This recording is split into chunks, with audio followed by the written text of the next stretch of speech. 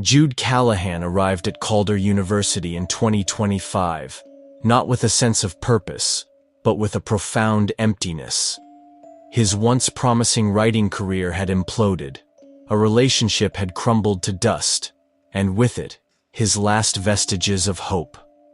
He was a man utterly spent, haunted by the echoes of his past successes, fleeing the very sound of his own name. The job posting was deceptively simple. Special collections assistant at the historic Calder Library. No demanding classes to teach, no boisterous students to wrangle. Just the quiet sanctity of books, silence, and dust. It sounded like a balm for his weary soul, a perfect hideaway from the relentless clamor of the world outside. The Calder Library itself was a sentinel of time, predating most other structures on campus. Erected in 1883, its silhouette was tall and narrow, reminiscent of a forgotten cathedral, its stone facade cloaked in a venerable shroud of ivy. The locals whispered about it, calling it the Quiet One. They claimed it never echoed, as if its very walls absorbed sound, listening to the secrets within its hallowed halls. The library boasted 5 levels, 2 visible above ground, and 3 shrouded in mystery below, known only as the sublevels. No one spoke of what was truly kept there, a silence that only amplified the air of unspoken dread. Jude's first day began uneventfully, assigned to the main floor. His supervisor, Ms. Eliza Wren, greeted him at the circulation desk. Her demeanor was unnervingly calm, almost too serene, as if she had already weathered every storm life could conjure. Her voice, soft yet unwavering, carried the weight of countless untold stories. She handed him a laminated sheet, crisply printed with the title, Internal Archive Protocol, Calder Library. "Don't worry about the details," she had said, her gaze steady. "Just follow the rules." Jude scanned the list, his brow furrowing in confusion. 1. There is no children's section. If you hear a child laughing or crying in the aisles, ignore it. Do not seek them out. Do not acknowledge their presence, for they are not truly there. They are echoes, seeking recognition, and to give it is to invite them into your world. 2. If a book whispers or bleeds, do not respond. Do not read it. Place it face down and walk away. The whispers are temptations, the bleeding a lure. To engage with them is to fall prey to the entity that gives them voice. Turning the book face down severs its connection to the current reality, at least for a time. 3. If the mirror in the rare books room shows a face that isn't yours, leave. Do not speak. Do not look again. The mirror is a window, not a reflection. What stares back is not a playful illusion, but a desperate attempt to cross over. Any sound, any prolonged gaze, can strengthen its hold and allow it to manifest. 4. If a book is written in crimson ink, return it to sublevel B3, row 19. Do not open it. These are not books to be read, but containers. The crimson ink is a warning, a binding spell. Opening one releases its contents, often with catastrophic results. The specific row and sublevel are a ward, a place where their power is nullified, or at least contained. 5. No book may leave room 9. No exceptions. Room 9 is a vault, a prison for volumes of immense and dangerous power. To remove even a single page from its confines is to unleash a force that the library, and perhaps the world, is not equipped to handle. 6. Do not open the gray door on B2. If someone behind it sounds like someone you know, it is not them. The gray door is a threshold to a place beyond our understanding. The voices are mimics, siren calls designed to exploit your deepest affections and trust. To open that door is to invite despair and oblivion into your life, and the lives of those you cherish. 7. Never enter sublevel B5 alone. If duty calls you there, ensure Eliza or another senior librarian accompanies you. The lower you go, the older and more volatile the energies become. B5 is not just storage. It is a point of intersection, a place where the veil between worlds is thinnest. To be there unescorted is to be truly vulnerable. 8.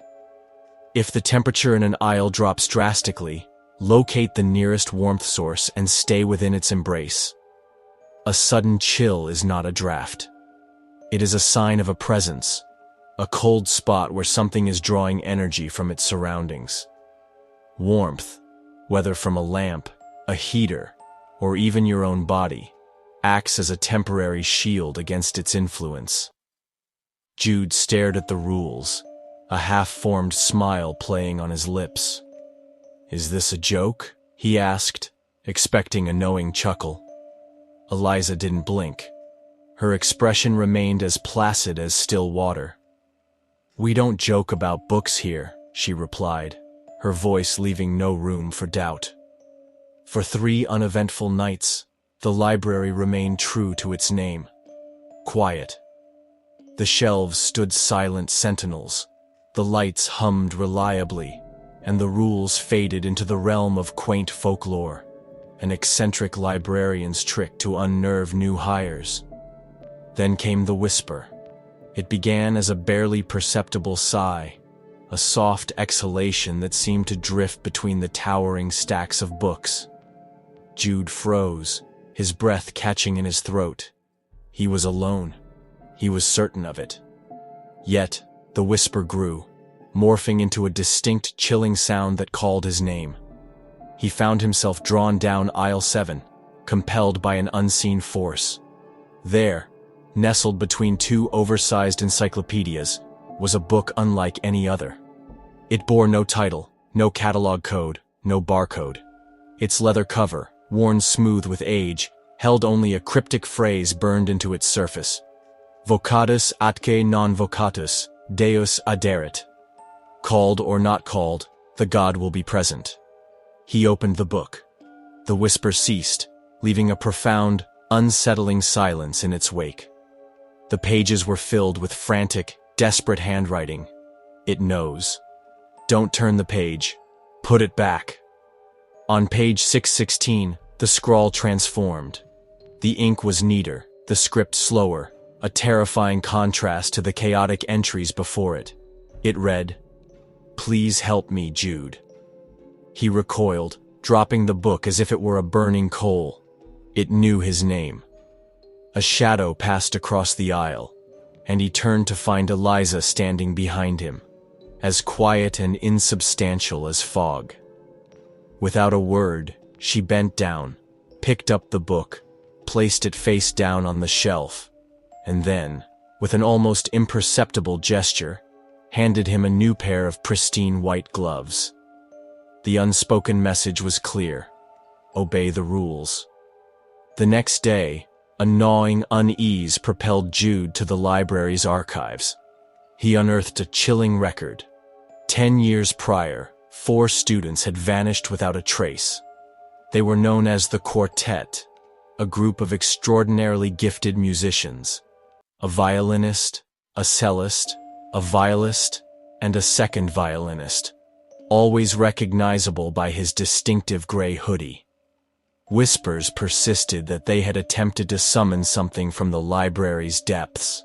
A book, a promise, a wish-granter. All it required was a drop of blood. They had disappeared into the sublevels, leaving behind only their instruments, silent relics of a vanished dream. Over the following week, Jude began to see them, not as solid figures, but as fleeting flickers, ephemeral reflections, always at the periphery of his vision. The girl with strawberry blonde hair, her form shimmering behind a pillar.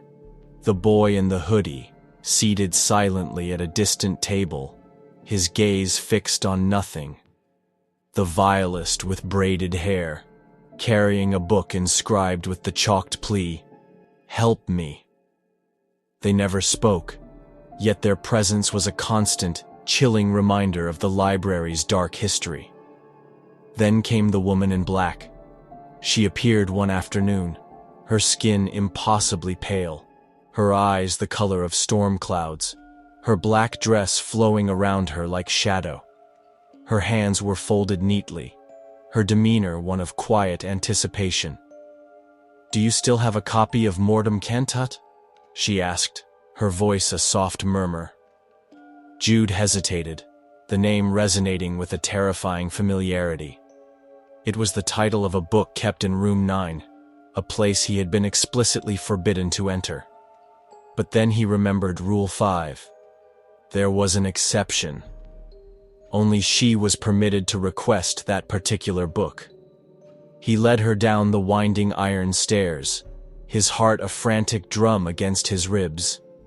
He unlocked the ancient case and watched as she delicately caressed the book's cover, a whispered, "My beloved," escaping her lips. And then, as silently as she had arrived, she vanished. That night, the library awoke.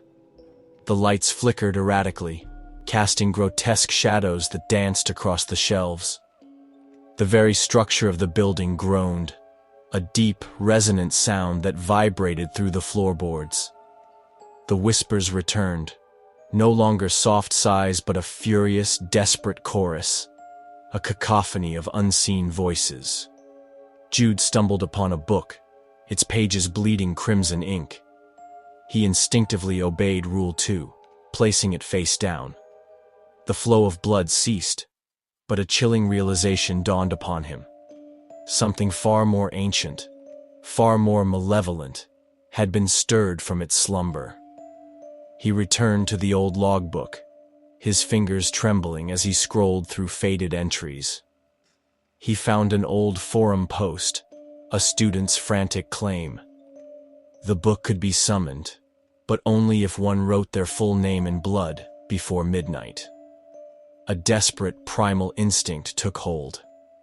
Jude, with a trembling hand, did exactly that. At 12:04 a.m., the library's digital catalog flickered to life, updating with a single chilling entry. Untitled, main floor, aisle 13. He walked slowly, inexorably, down the designated aisle. The book waited, a silent, ominous presence. And behind it, bathed in the dim, flickering light, the quartet. All four of them, their spectral forms watching, waiting. They nodded, a collective, silent encouragement. Jude struck a match, the small flame a defiant spark in the oppressive darkness. He set the pages on fire. The book screamed, a sound that ripped through the very fabric of the library, a sound of unimaginable agony and fury. But the quartet smiled, their spectral faces softening, their ethereal wounds fading. For a fleeting moment, they looked almost alive, their torment momentarily lifted. Then, the fire died as abruptly as it had begun. A sudden, violent wind swept through the aisle, shattering the remaining lights. From the deepening shadows, a tall, gaunt figure emerged, cloaked in an impenetrable black.